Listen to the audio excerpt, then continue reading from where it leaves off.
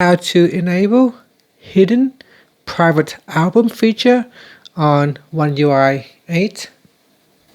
First, open up the Gallery app, then tap on Menu, and then tap on Settings.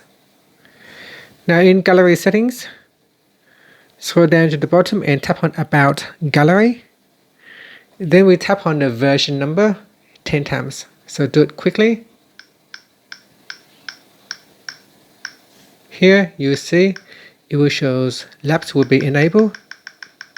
So tap until you see it say Gallery Labs is enabled.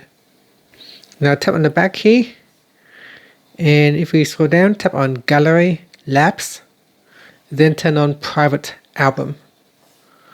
Then you need to close the Gallery app, so close it from the recent screen and reopen Gallery. After that, select the photos that you want to move or transfer to Private Album. Then tap on More and then choose Move to Private. So move to Private Album. Okay, so now if you open up Gallery, tap on Menu and then tap on Private Album. In here, use fingerprint or use pin, and there you go. Now your photos are hidden in Private Album. And that's it. Thank you for watching this video.